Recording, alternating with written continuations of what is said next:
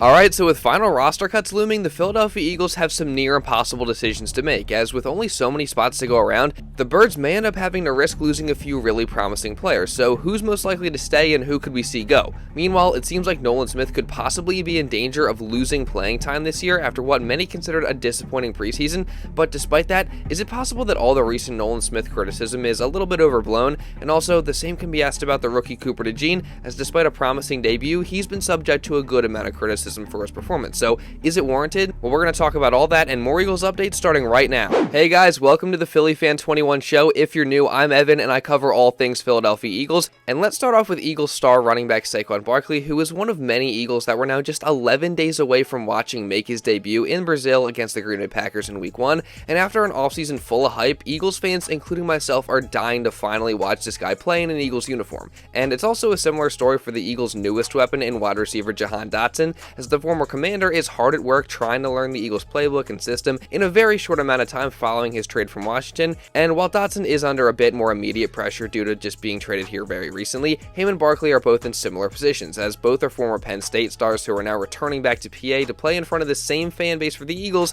after spending some time with some NFC East rivals. So naturally, after Dotson was traded to Philly, Barkley apparently had a message for his fellow Penn State alum. No, I talked to him right after, literally like an hour after I got traded, and he told me just to keep my head up and come here and work. That's all we're trying to do here, is win games. We got a great thing going here, great coaching staff, great locker room.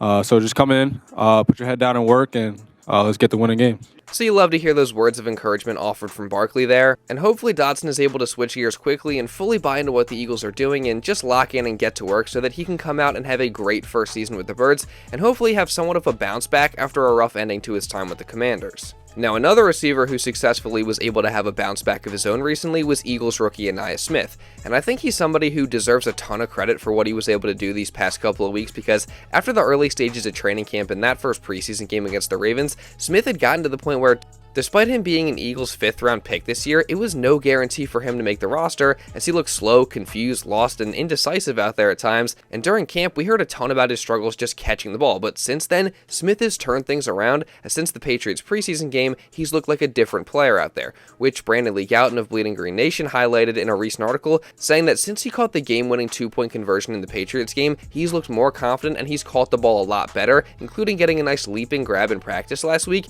and he also had 5 catches for 33 yards and a nice 14-yard punt return versus the Vikings. And while this isn't exactly domination from Ainias Smith, it's clear that he's turned things around and found his footing. And personally, at this point, with him being a rookie, and now that he's turned it around a little bit, I think that Smith will end up earning a roster spot. And trust me, we're going to get way more in depth on the roster in just a little bit here, but I think Ainias Smith does deserve his props, so shout out to him. And also, before we get in depth on the roster, I want to switch our focus to the rookie Cooper DeJean, as the 2nd-round pick out of Iowa made his debut on Saturday, which I talked all about in my last video, and there were definitely some mixed reviews. I mean, personally, as I said in my last video, I thought DeJean was fairly impressive given the circumstances that he was playing under, but others were not so impressed, as I've seen people all over social media, whether it be Twitter, Instagram, or even my YouTube comment section, criticizing DeJean for his performance, with some people saying he doesn't really look like a corner and he looks more like a safety, and others saying that he was just flat out horrible. Now, I do want to stress that everyone is entitled to their own opinion, and I'm not bashing anybody, but I'm still going to stick with my original take, being that in his circumstances,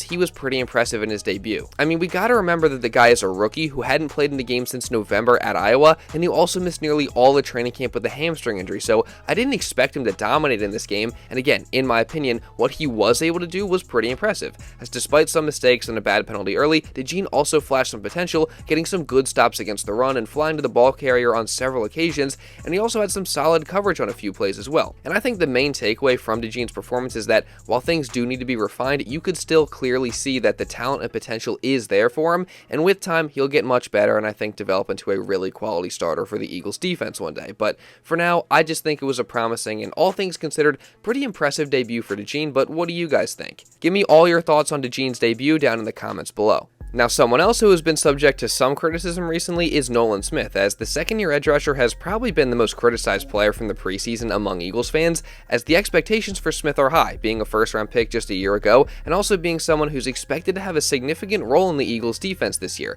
But he hasn't exactly been able to impress in the preseason, as fans have all been critical of the fact that he doesn't seem to have a very deep bag of pass-rushing moves, and he also just hasn't really stood out like you would want him to against lesser competition in the preseason.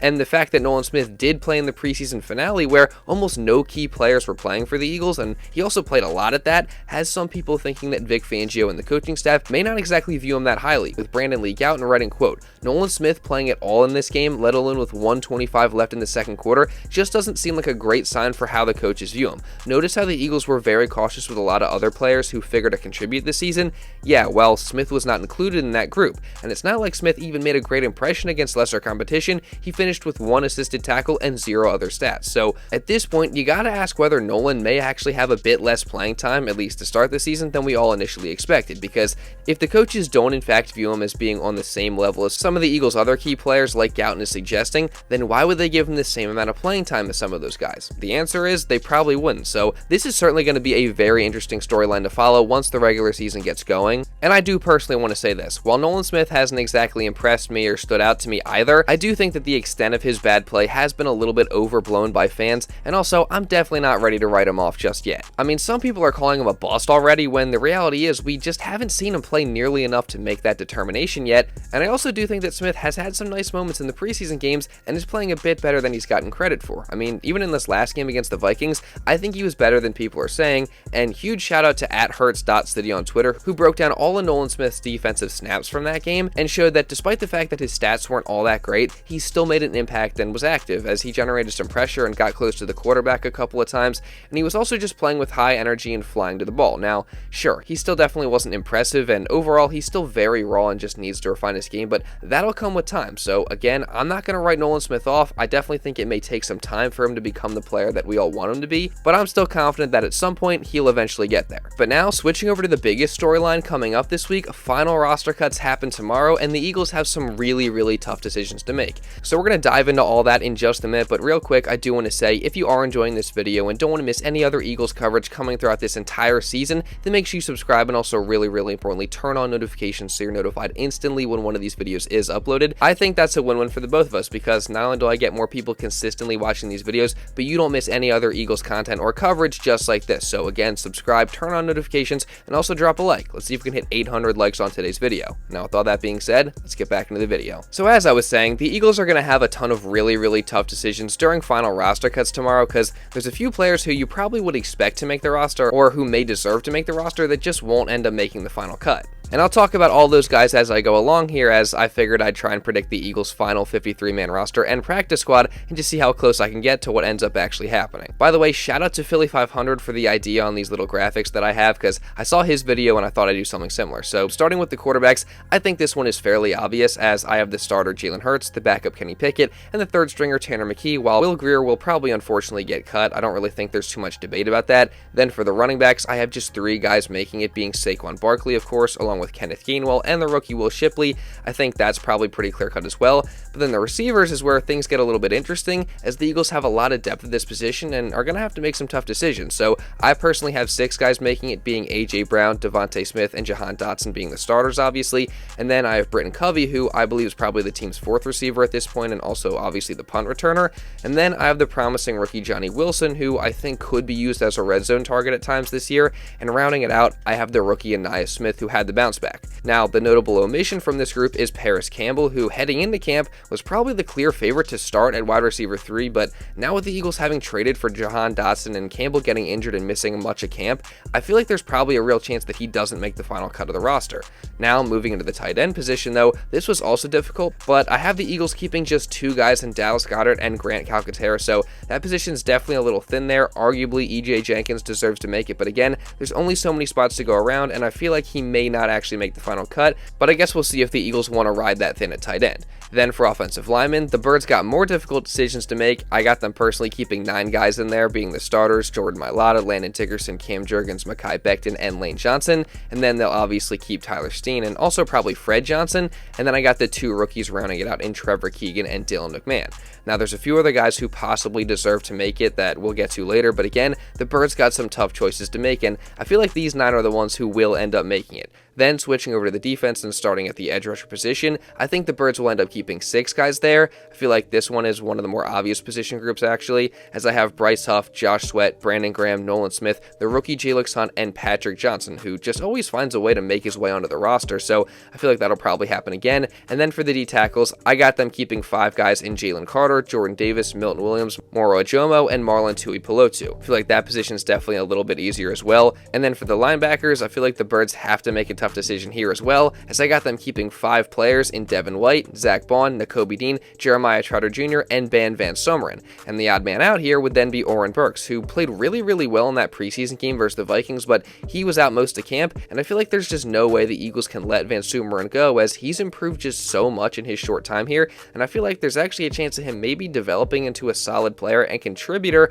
later down the road. And then moving on to the cornerbacks, the Eagles may have another hard decision to make here. I personally have them keeping 6 guys, being Darius Slay, Isaiah Rodgers, Keely Ringo, Quinyon Mitchell, Cooper DeJean, and Eli Ricks. Now, Ricks is one of those guys that is right on the bubble. I feel like he could make it, but there's also a solid chance that he may not. That one could definitely go back and forth, and the Eagles may just end up using that spot on another guy, but personally, I feel like they just can't let him go, because if they do, someone will probably end up picking him up, so I got them keeping him, and then the odd man out there would be Josh Jobe. And then moving on to the safeties, I got them keeping 5 in Reed Blankenship, CJ Gardner-Johnson, James Bradbury, Avonte Maddox, and Tristan McCullum. The interesting dynamic here will be what happens with James Bradbury. I mean, do they keep him, or do they decide to try and trade him to a different team? Plus, things will get even more interesting when Sidney Brown gets back from injury, as I think he'll remain on the PUP list, and I also have Matt Hennessy being on IR as well. Then for special teams, it'll obviously be Jake Elliott, Braden Mann, and Rick Lovato. And then for the 16-man practice squad, I have running back Tyrion Davis-Price, tight end EJ Jenkins, safety Andre Sam, wide receiver Joseph Ngata, receiver John Ross, receiver Parris Campbell,